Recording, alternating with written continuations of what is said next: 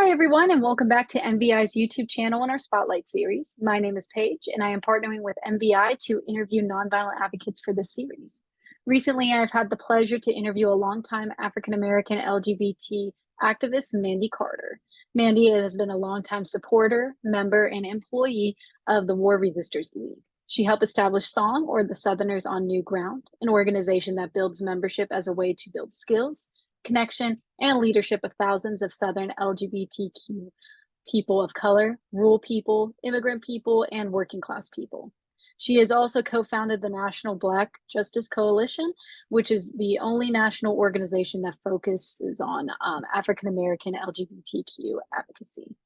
While this interview was done a few months ago, I had such a pleasure of talking to Mandy that I feel like it would still be very relevant to post on our channel. So as I enjoyed the conversation a while ago and enjoyed going back through it to edit it and create this content for you, I hope you enjoyed as well. Thank you. To start off, I know you've been an activist for over 50 years, doing really amazing work for both multiracial and multi-issue campaigns. And what called you to a life of activism and advocacy, and what were some of your influences? Mm-hmm. Well,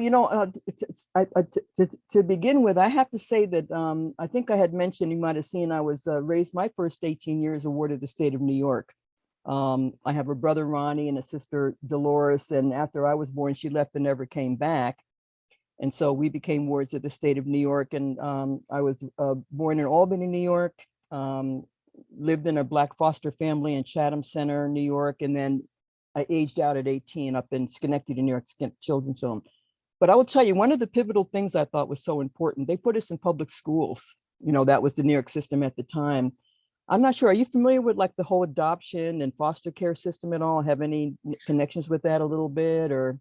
Yeah, I actually, last semester, I worked for a CASA branch here in Springfield, where we helped, kids who were experiencing either going into the foster care system or, kind of arrangements with that. So I'm a little familiar. I'm not familiar with New York's system. So yeah. Well, what's good about that, though, I think that, for me, and it's not just me, there's a whole there's lots of us, but I think that you now have a thing called the Family Equality Coalition. You also have like a group that started in New York out of people like Audre Lorde, where they looked at kids, you age out at 18, but what would influence you? And I think the fact that at least in New York City and New York State, by putting us in a public school system, it was the social studies class. Our social studies teacher, I graduated in 1966, Jack Hickey, he brought someone in from the American Friends Service Committee. And that literally changed my life, because the gentleman who came in, he talked about the Quakers and, all that. But I think the most important thing, he said, we have a high school work camp in the Pocono Mountains of Pennsylvania who would like to go. I got permission. That was the game changer, because I think there's maybe 12 of us, Paige, but they bought in Guy and Candy Carowin from the Highlander Center. Are you familiar with them at all? They're like based in Tennessee. Well, no, I don't think so. Yeah. Well, the neat thing about the Highlander Center, it was started like in 1923 or 32, but they intentionally from day one wanted to have a way to bring Black and white activists together, and they kept it in Tennessee. But there was Guy and Candy Carowin were like folk singers, Joan Baez, Bob Dylan. But when we had the high school work camp, they came in and talked about, as white allies, what they could do in terms of the civil rights movement. So they went down to the South, they brought a little tape recorder with them, and they recorded the freedom songs and the freedom meetings in the Black churches. And that ends up now, they're all at the Smithsonian Library up in DC.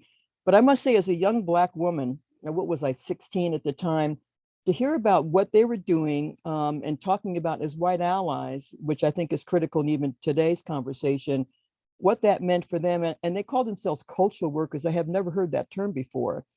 But who was part of the Freedom Singers was Bernice Johnson Reagan, who went on to form Sweet Honey in the Rock, which almost everyone knows about. But also the recordings were also figuring out how the Black church, and this is the irony of ironies, how the Black church, had it not been for the Black church, a lot of that civil rights movement couldn't have happened. That was like a safe space to have those conversations. But the Black church is the same churches that we are dealing with as the National Black Justice Coalition, who can tend to be very anti-LGBTQ as well. So that's been an ongoing kind of conversation. But when I saw Guy and Candy Carowin, they said, by the way, this is who we are. But if you ever get to California, you have to go to the Institute for the Study of Nonviolence, founded by Joan Baez, folk singer, and also Ira Sandpearl and Roy Kepler. I did. So it went from junior in high school, graduated, got out to the Institute for the Study of Nonviolence. And at the time, Paige, they were organizing the first ever nonviolent civil disobedience action at the Oakland Industrial in opposition to the Vietnam War. So that was like, but that wasn't just me, that's a generation. So Joanne Sheehan, that's when we had that conversation, the same thing. The War Resisters League was founded by 3 women, you know, and they were in opposition to World War I and then World War II. You know, so when you think about how women's role in peace and justice, you know, in terms of the philosophy of it, for me to bump into it because of my high school teacher, high school work camp, Guy and Candy Carowin, Joan Baez Institute, and I went to the very first CD action they organized in December of 1967, and I got it and I went to jail. So that was just the moment, but that, like I said, that's a generation. I'll stop there, but I think that gives you a little bit of it. It wasn't just like out of the blue. There was kind of a continuity and a purpose and intent. And we didn't have any of this, obviously, back in the day. All we had was like a phone and whatever.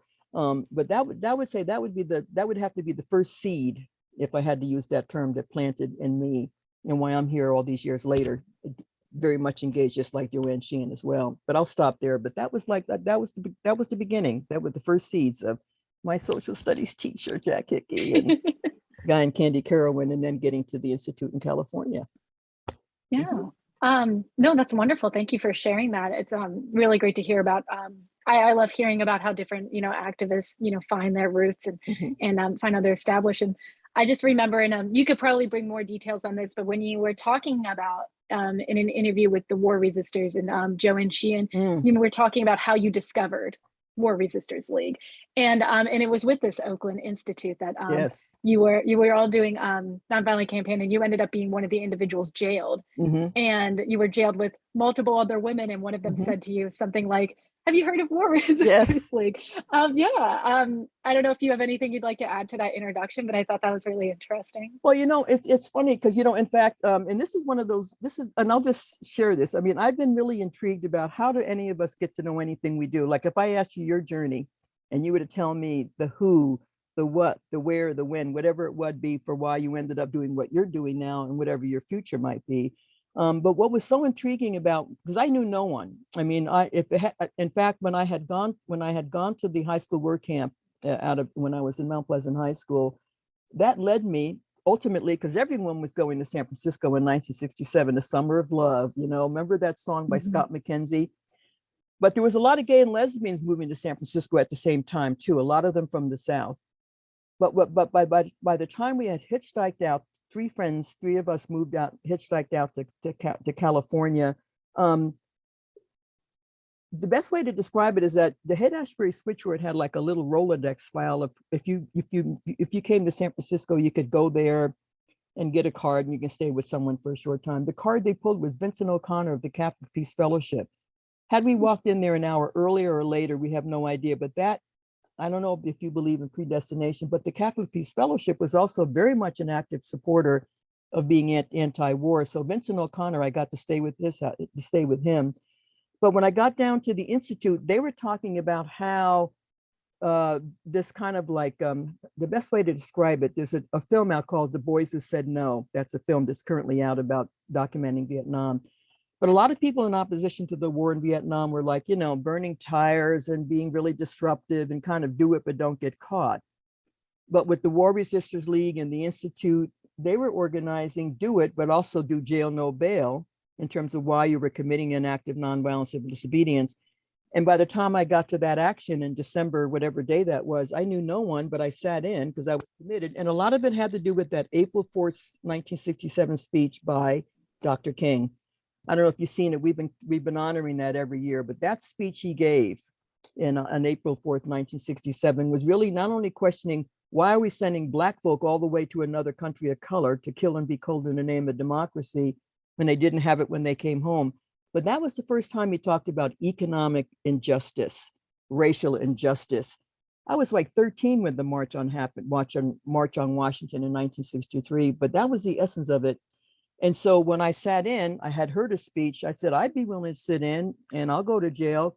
And I knew no one, but Jane Shulman came up to me, and, you know, all of us, I don't know how many women. Hi, my name is Jane Shulman. Have you heard of the Warrior Sisters League? Nah, kind of. Can I invite you to a potluck? That invite is why I'm here right now. And she said, I don't remember that, Mandy. I've been in touch with her. She's now living in LA. And I said, Jane, you have no idea that we do all this all the time, but you might want to take it more seriously when you extend an invite for someone to be a part of something, because they might actually believe you and listen to you. And that was 55 years ago. And I just talked to her recently. She's down in LA.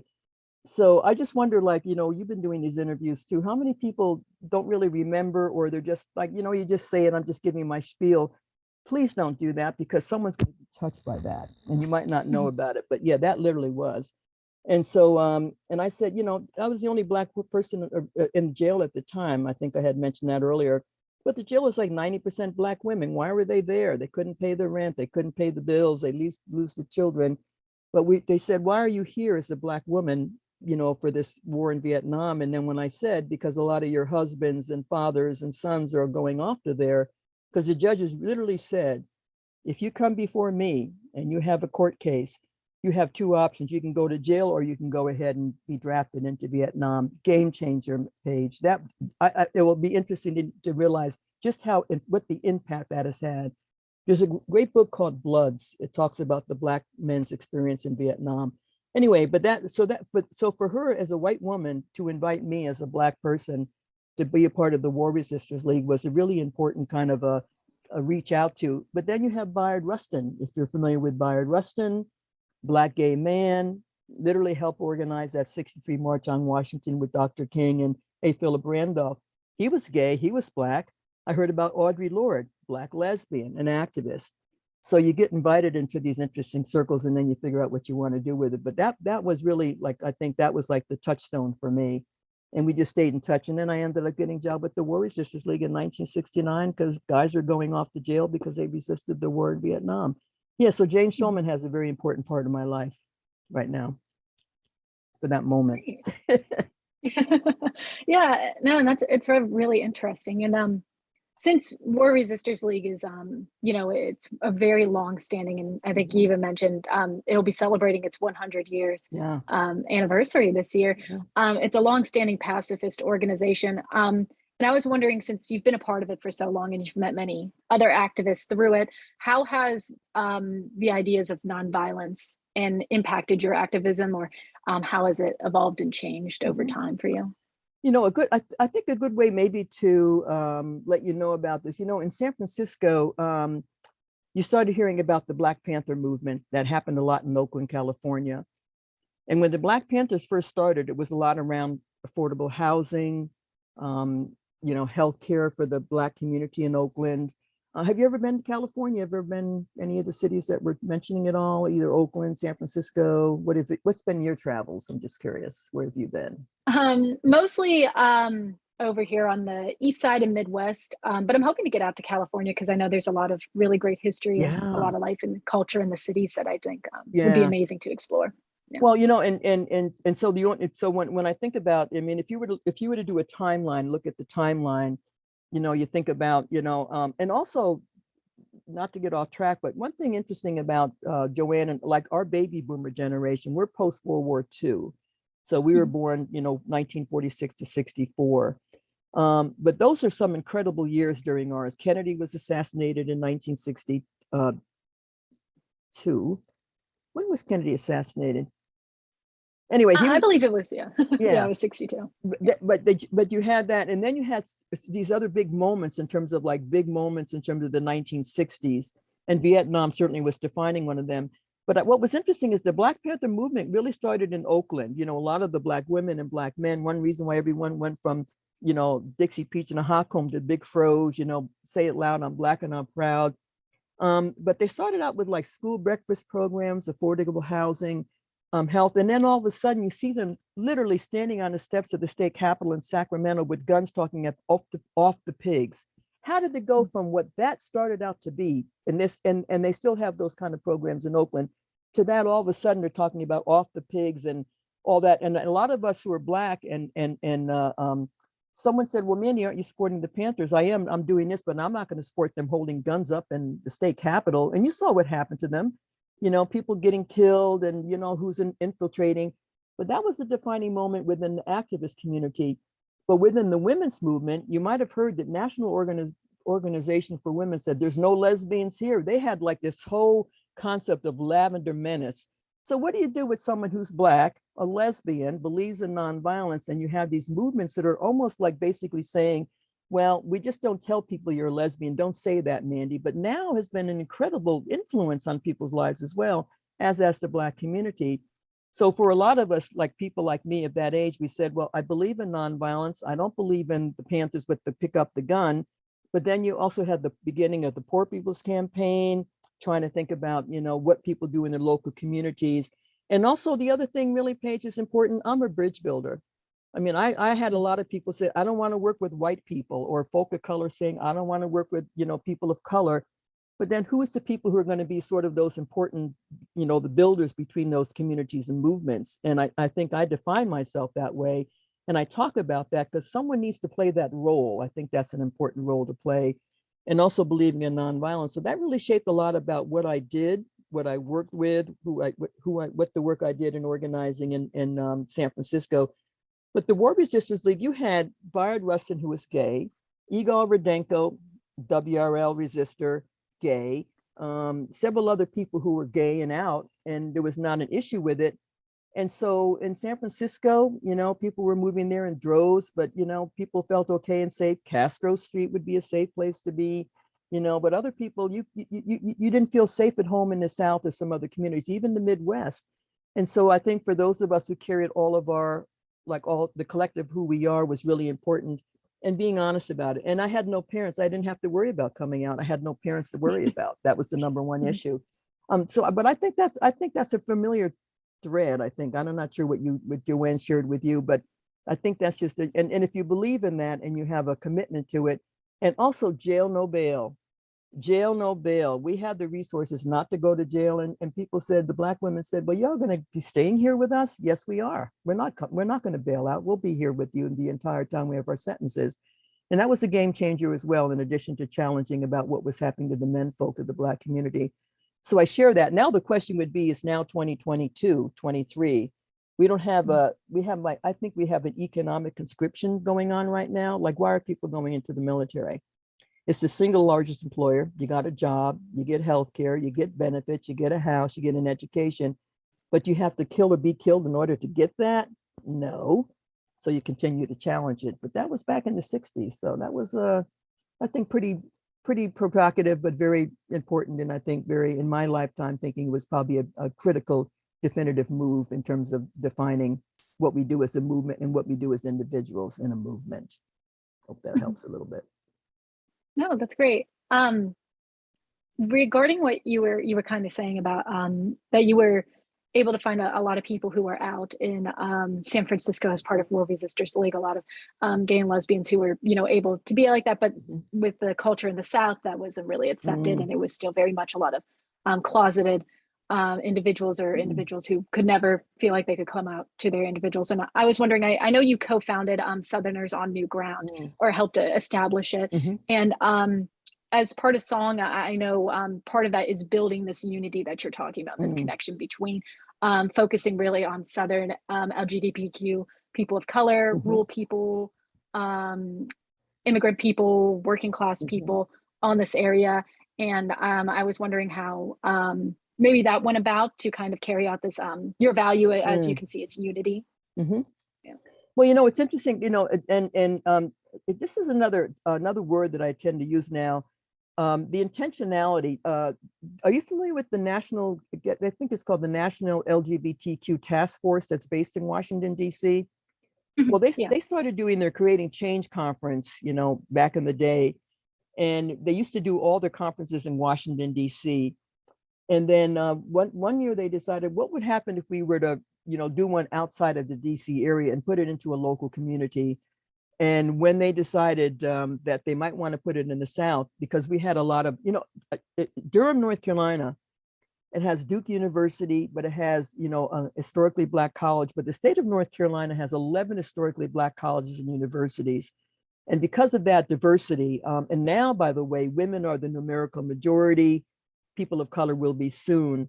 So they decided to do the Creating Change conference in Durham because in 1990, Republican Senator Jesse Helms, staunch segregationist as days long, was running for re-election, and he had a Black man who's the former mayor of Charlotte, North Carolina, Harvey Gantt, ran against him. It turned out to be one of the most dynamic, incredible, Black man runs against Jesse Helms and made international news.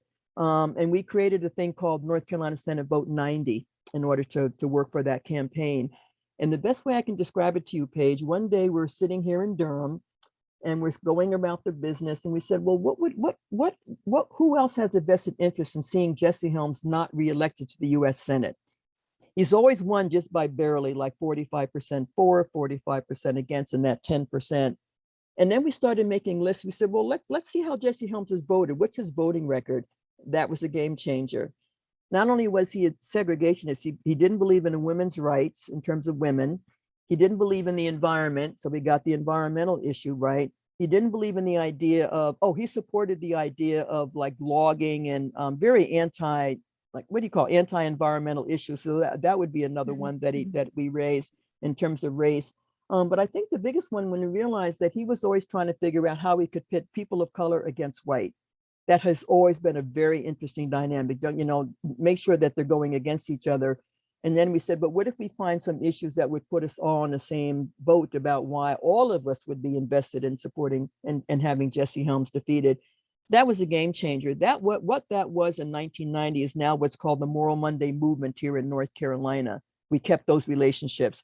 And just to put a little spin on it, Harvey Gantt and his wife were students who were the first to integrate Clemson University down in Clemson, which is only about a 2-hour drive from Charlotte, North Carolina, if you look at geography. They were the first Blacks to integrate Clemson University. So the president called the couple in, they were not married at the time, and said, you need to know that we don't want to integrate this university.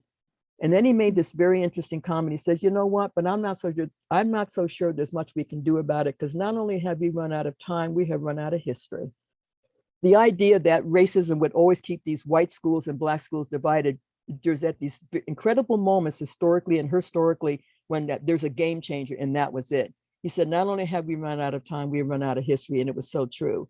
And I think we're coming around to that around the LGBTQ, IA issue, around ableism. So when the Creating Change conference came here in 1993, because of the work we did in 1990, we did a workshop.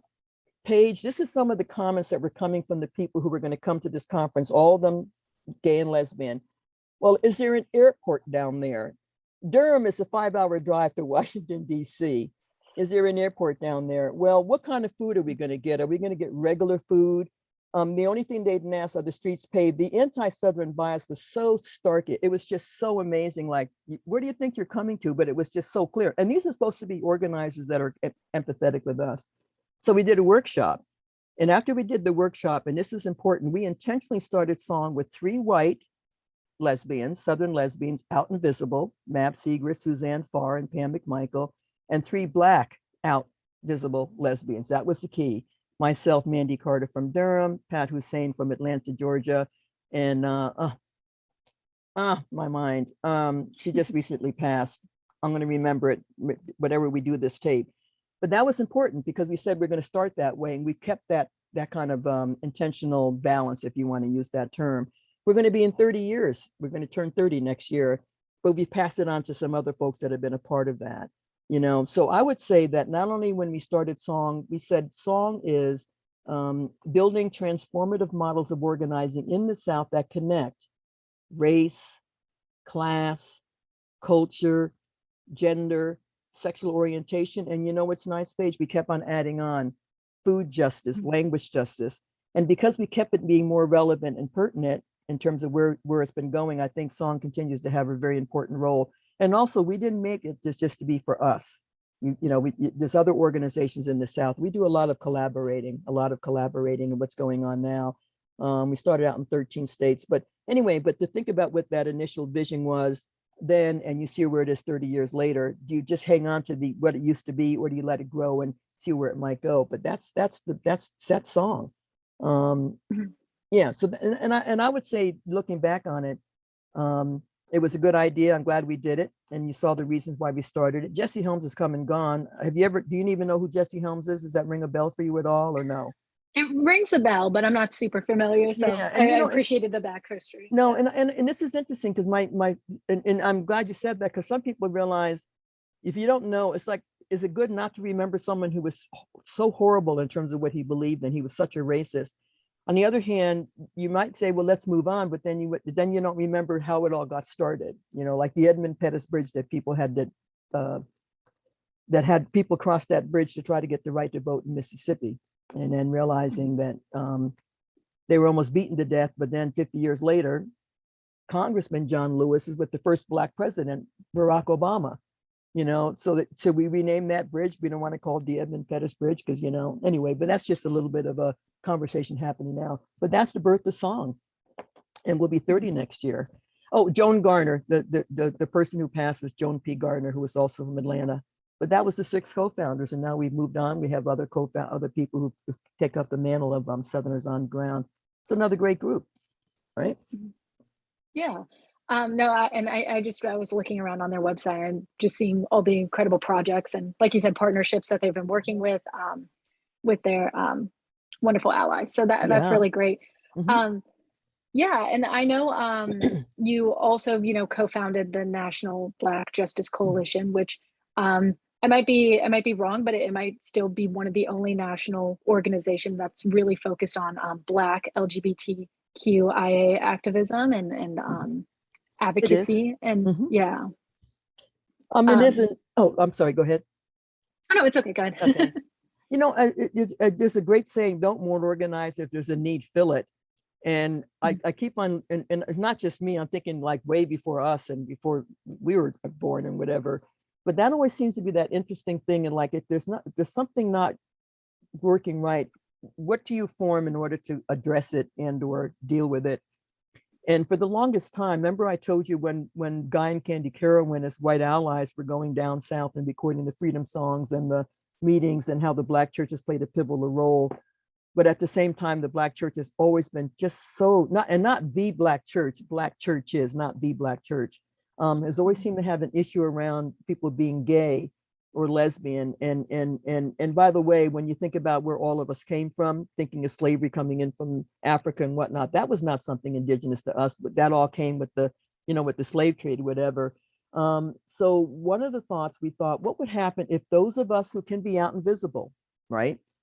And those of us who can't, but somehow have an organization. It's almost like saying, because I'm out, I can be the face for someone who can't be seen. Like, let's say someone can't be out at the moment, and I can be the voice for those who cannot be speaking.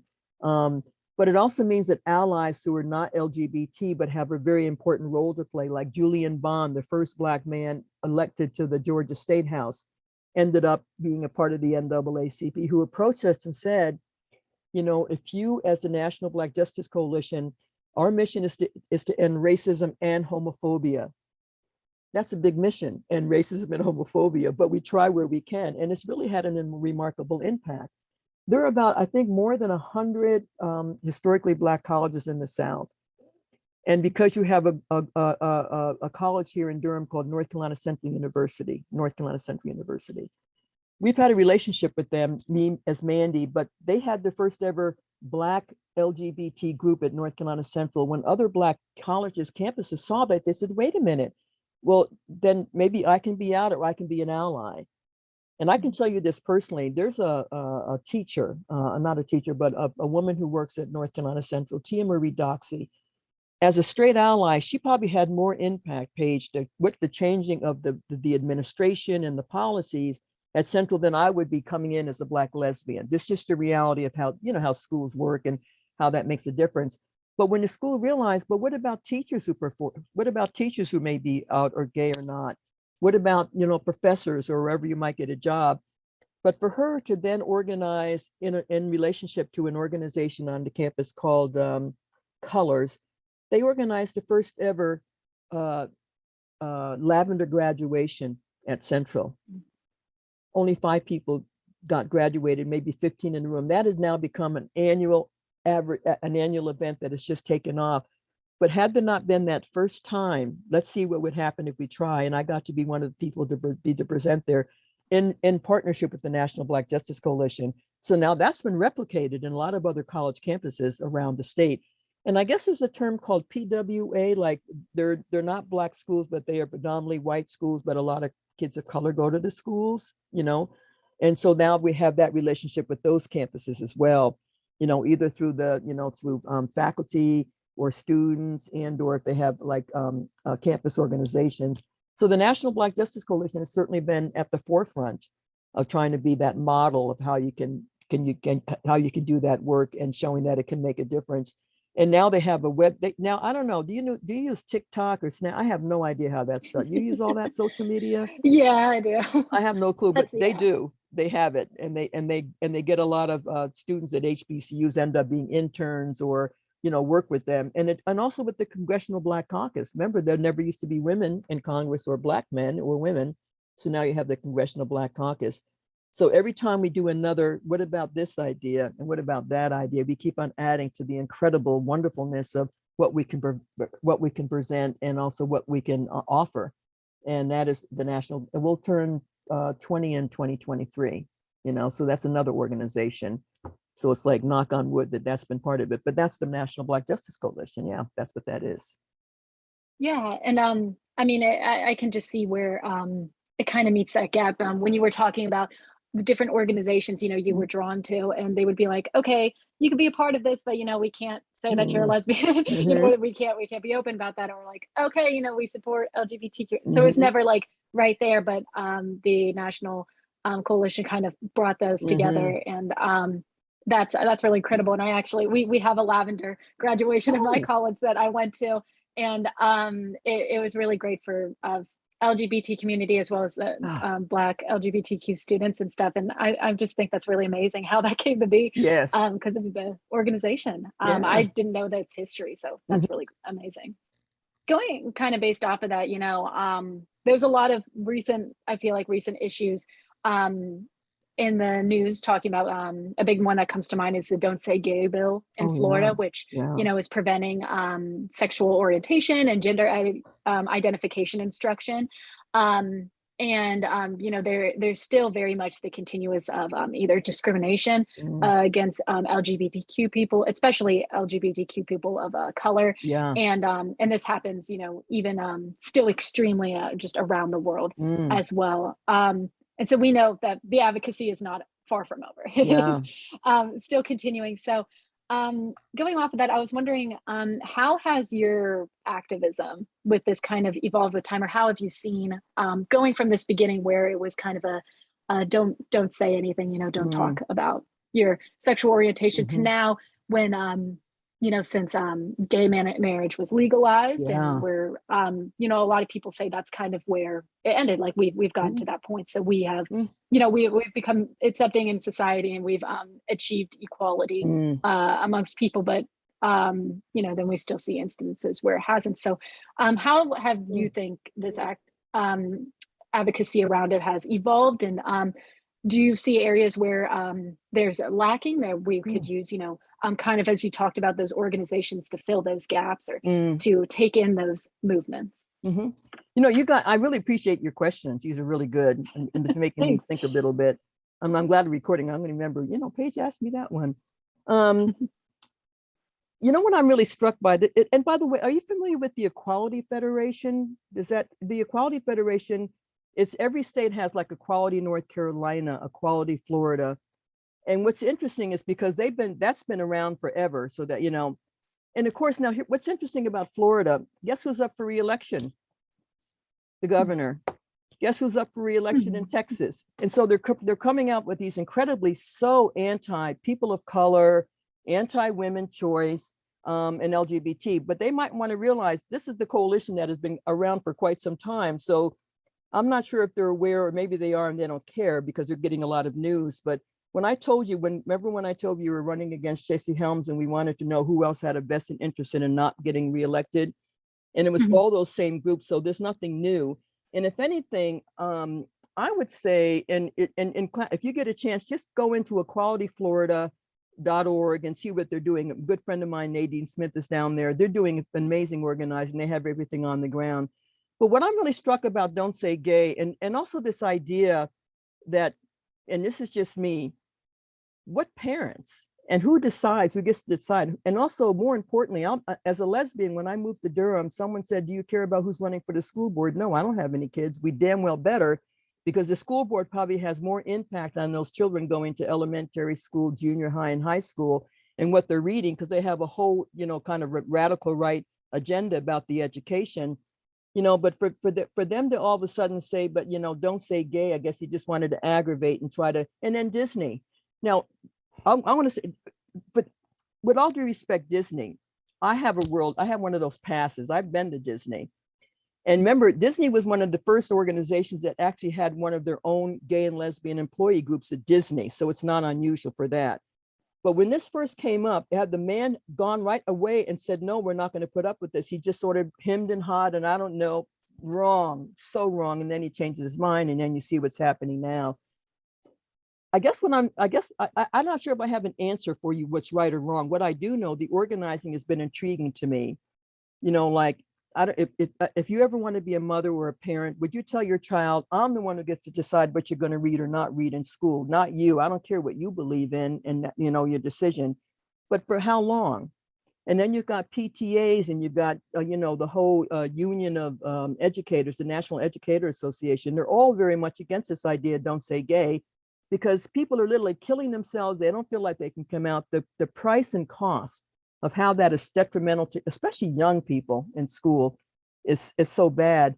But parents are making a decision for like a 4-year-old or a 5-year-old or a 6-year-old. To me, I think DeSantis is just trying to figure out how much he can rile up, try to get a lot of people motivated and organized to help turn out that vote. He might not win, and he might win. But more importantly, the institutions that are established right now are the ones that have been on the ground. They will continue to be there. And they're the ones offering all the support people really need: parents, family, counselors. And I think that's going to be key. And also what you see in Texas, when you think about crossing that border and not crossing the border, and Greg, and with all due respect, white men. But then you have 1 or 2 Black men to get in there and also, sing the same tune. So that doesn't necessarily mean. If I can just share one quick example for you. In Florida, Hillsborough County is one of the largest counties in Florida. Equality Florida has been there forever. And they wanted to pass a human rights ordinance, Paige, that would include gender, sexual orientation, sexual identity. And a very kind of anti-gay Black minister made this comment. And he said, if the Klan were to ride against the gays, I would ride with them. For a Black minister to make that comment, if the Klan, who've been murdering us and lynching us forever, if they were to ride against the gays, I would ride with them, because he wanted to show how much anti-gay he was. That's been said several times. To have a comment like that said, and then you wonder why, because silence is the voice of complicity. If the Black church doesn't speak up and say, yes, we have got to embrace who our gay and lesbian, bi, same gender loving community is, then it's like giving it away, and so people really need to speak up and speak out, so you have the same thing happening now in terms of the Don't Say Gay bill. But you might notice, remember the horrific murder down in, what was that Orlando, that nightclub, when that guy went and did those murders, remember? And how he said he hated gay people and whatever. So how close do you get from, I don't like you, to I can just kill you? What's the difference? Is there open season? Because now you can, and now they're actually telling, I think in Texas, you can report on people if you're going to get an abortion. It's just gotten so out of hand. And then I guess the question, I'll throw it back to you, but also just the community and the movement. How far do you have to go for people to say enough is enough? You got the Holocaust, you got the Trail of Tears, you got the Japanese internment camps. Silence is the voice of complicity. So for those of us who can be out and visible and are allies, speaking up and out, it is critical right now. And the power of the vote. November 8th is the midterms elections coming up. And all these people who want to get reelected and want our vote, should we send them back for 4 more or 2 more? We do that. I mean, the vote, but also organizing, social justice organizing. So I say hearts and minds in public policy, hearts and minds in public policy. Those are incredible kind of like they're all kind of connected with each other. But that's where I think we are right now, especially with the Don't Say Gay bill. And everyone's going like, really? Yo, are you kidding? Have you watched what's the film? Orange is the New Black.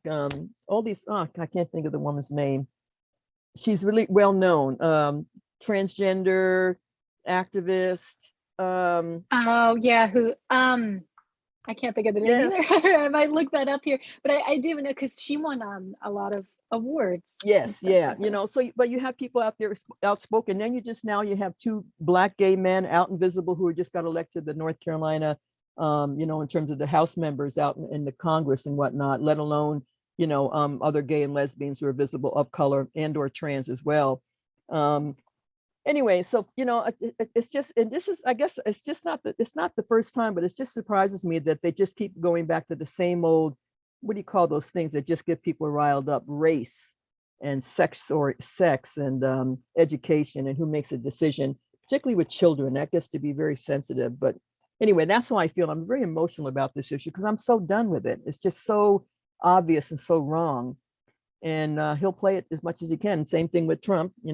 He's not with us anymore. Anyway, I'm not sure how much you want to put in this in terms of when you get the interview done. But you need to know that there's a really well-organized national, state, county, city, school boards, soil and water, like real local, all politics local, and how you feel like you really need to be engaged. And then particularly in towns where you have college campuses, do you have a town gown divide, or is there a town gown kind of collaboration? Here's the campus, here's the community. How much do they, interact with each other? And how much do they support each other? Or how much do they realize that both are really important to have? If you're going to go to school for 4 years, you're there for 4 years. What do you do with that? Anyway, I'm rattling, but yeah, DeSantis and Abbott, two peas in a pod, not having it. Yeah. Yeah, no, I agree, and I really appreciate your advice. To continuously like stand up and speak out, Yes, not got to do it. be silenced, not let this kind of stuff just go over before it becomes something like you said. Like, where's that line before it crosses and it becomes just pure like persecution or just Yep. So no, I think that's wonderful advice that people can kind of take in as we're going through this interesting era. And I was just completely shocked when you told me that quote from that that Black minister about just that's just Yep. completely shocking. Yep. As we kind of come to an end, do you have any other remaining thoughts or advice you'd like to share? Either maybe for young LGBTQ activists who are figuring out where they stand, or for just individuals in general who want to participate in nonviolence and advocate for human rights. Well, first of all, I think what you're doing is so important. I think a lot of us have been doing this for a long time, and oftentimes we never stop to ask. No one stops to ask the really good questions you have. I think they're really good, and because we get too busy doing it, and so when you have a chance to reflect back, and I think now that and the other thing, we're still here, and so generationally, I was on a call, and in fact, there's several coming up. And one of them said, well, like you just why, where, whatever, but why are you still here? What keeps you in it for the long haul? Why do you keep doing this? And I think about like who came before me, like who came before our generation. And I was trying to think of the audacity of Shirley Chisholm. I mean, for Shirley Chisholm to say, I think I want to run to be president, just those words. And then for Shirley Chisholm as a Black woman to make that comment. And then you think about here in North Carolina, Eva Clayton was one of the first Black members of the Congressional Black Caucus. And now you've got some more younger people that say, well, Eva Clayton, well, her daughter went to North Carolina Central University. William Barber, you might have heard with the Poor People's Campaign, his kids went to Central, North Carolina Central. But a lot of them have been bridge builders. Again, I want to just focus on this important, because I think it's good if you have people who only want to do this kind of organizing, nothing wrong with that, and then people who want to do much more kind of multi-purpose, multi-general. But if we can't remember those who came before us, kind of planted the seed, remember carrying it on. But it's those who have the audacity to say, I want to be president. What's wrong with that idea? And I have to tell you, when Hillary Clinton ran against Barack Obama, the fact that you had a woman and a black man running against each other, we didn't want to get into an either or. We said, what a moment for these two things to happen, because women didn't have the right to vote, black folk didn't, and we had a choice. And then we ended up getting Barack. But also, had it not been for Hillary, but had it not been for, you know, people who came before her. I think about that, Paige. Quick, I'm going to, something you just said, something interesting. You know, when Parents and Friends of Lesbians and Gays first started, PFLAG, that was a game changer. But they also said that, you know, maybe I can't experience what it's like for my son or daughter, my gay son or lesbian daughter. But when friends of theirs started to ignore them or didn't like them, that was probably the first time they know what that felt like. I mean, I always wonder, like, like, I can't be white, but I can feel like with that. There's some things that are going to be, what's the word? There's some things, no matter what you are, what sex you are, what color you are, it just hits you. You know what that is. And for a lot of parents, is when their friends said, I can't be friends with you anymore because you have a gay son or a lesbian daughter, whatever. They said that was the first time it really hit them to feel what that feels like. What does that feel like, to what that thing is? And we were talking about the 60th, I'm going to get a little teary-eyed now, but the 60th anniversary of the, oh my mind, 64, when 1,000 white students went down to Mississippi to organize for the right to vote.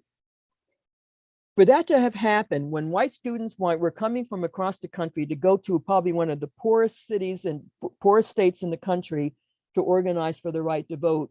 And then you had the horrific murders of, you know, Cheney, Goodman, and Schwerner, you know, and had it not been in the fort, they found their bodies.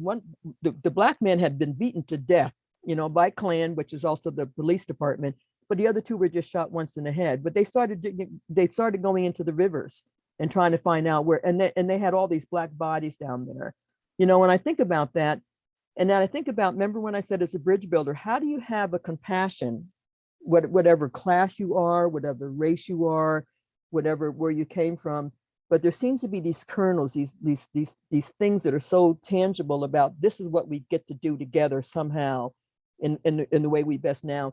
I know, share that, because I think that's what's happening right now generationally.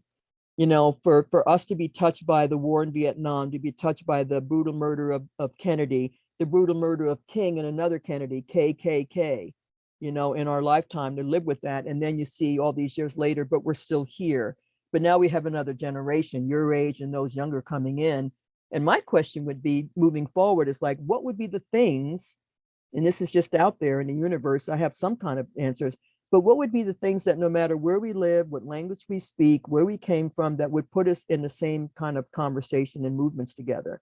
You know, clean air, water, prison, affordable living wage, place to live, whatever.